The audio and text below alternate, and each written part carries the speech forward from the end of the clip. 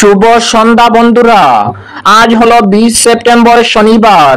আজকের সন্ধ্যার বরাক উপত্যকার শ্রীভূমি, করিমগঞ্জ, শিলচর, হাইলাকান্দি সহ আসামের বিশেষ বিশেষ খবরগুলি হলো: বরাক উপত্যকা সহ সমগ্র আসামে শোক পালন জুবিন গার্গের মৃত্যুতে। আসামের সরকারি বেসরকারি সব ধরনের অনুষ্ঠান বাতিল করা হয়েছে। ছাত্রছাত্রীদের পরীক্ষা সহ আসাম সরকারের সরকারি কর্মসূচি বাতিল করা হয়েছে।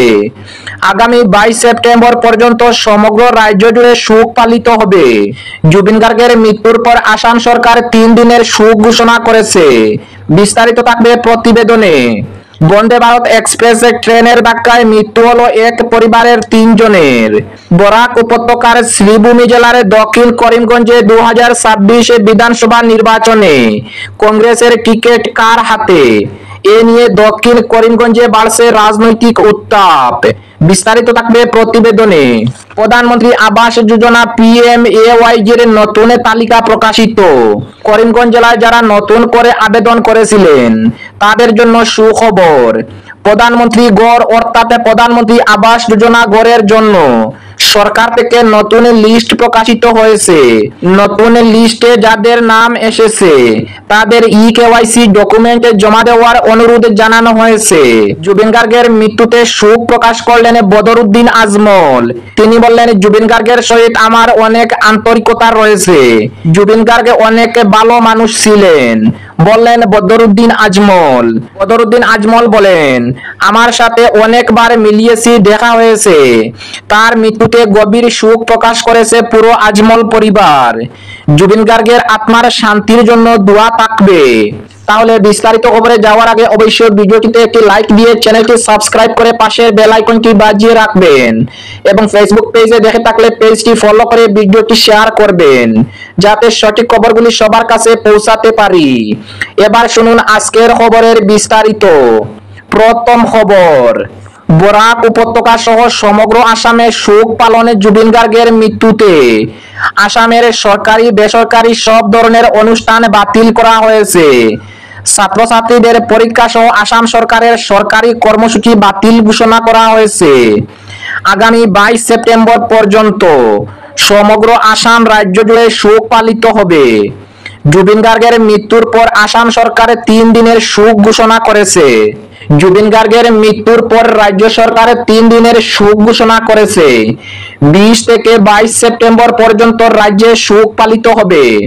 সরকারের সব ধরনের আনুষ্ঠানিক কর্মসূচি বাতিল করা হয়েছে। বিনোদনমূলক অনুষ্ঠানে বুথ সভা ও গণসমাবেশে বাতিল করা হয়েছে। সব সাংস্কৃতিক অনুষ্ঠানও স্থগিত রাখা হয়েছে।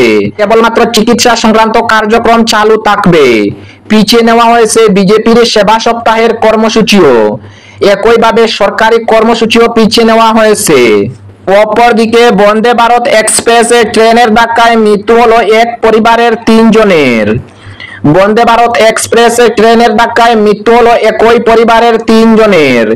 গুরুতর আহত অবস্থায় হাসপাতালে ভর্তি আরো একজন।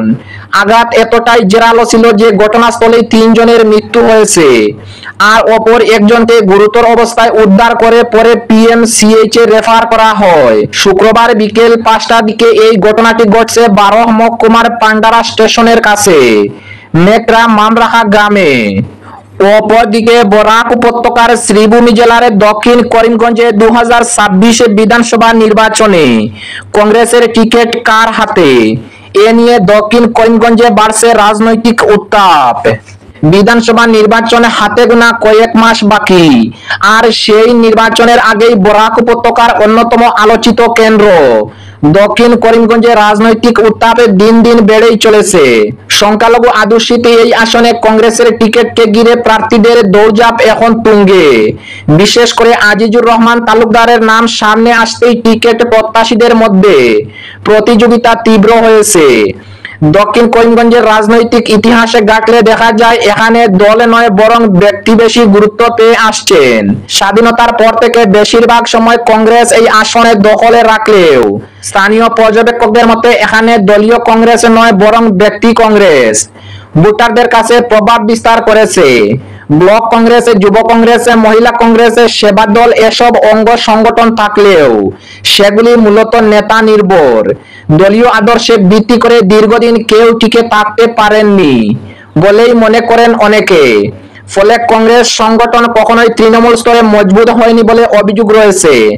প্রাক্তন মন্ত্রী আব্দুল মুক্তাদির চৌধুরী থেকে শুরু করে বর্তমান বিধায়ক সিদ্দিক আহমেদ প্রায় সবাইকে সময় সময় দল পরিবর্তন করতে দেখা গেছে।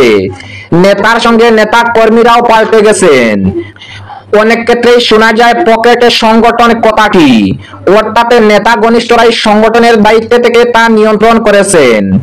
দক্ষিণ করিমগঞ্জের আরেকটি রাজনৈতিক বাস্তবতা হলো অতি উচ্চশিক্ষিত প্রার্থীরা ভোটারদের আস্থা অর্জনে বারবার ব্যর্থ হয়েছেন।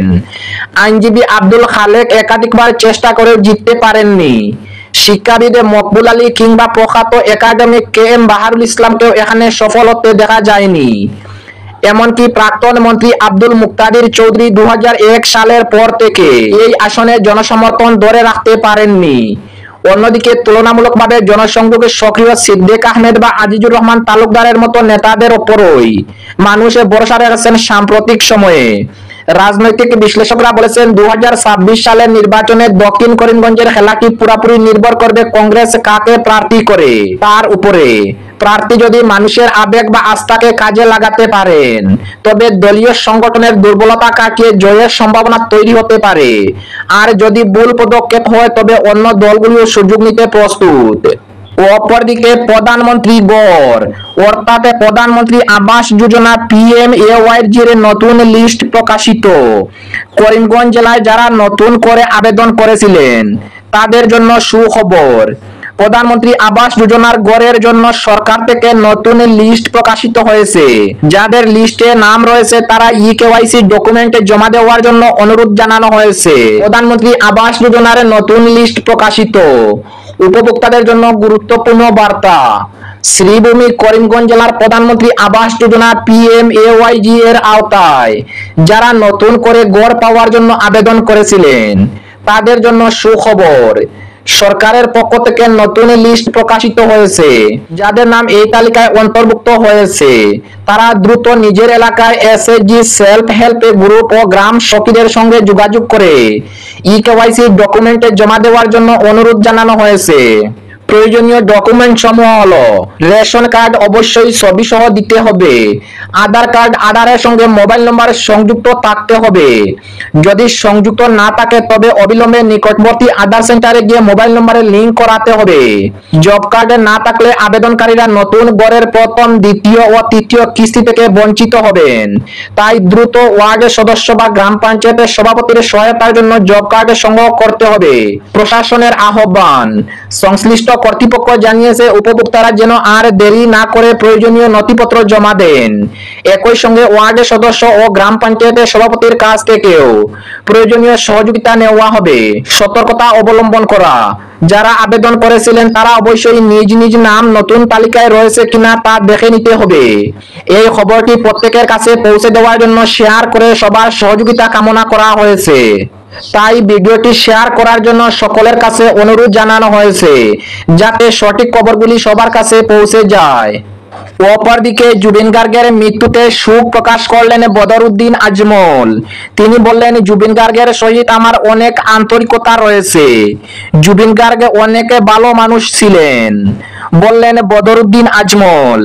বদরুদ্দিন আজমল আরো বলেন, আমার সাথে অনেকবার মিল হয়েছে জুবিন গার্গের।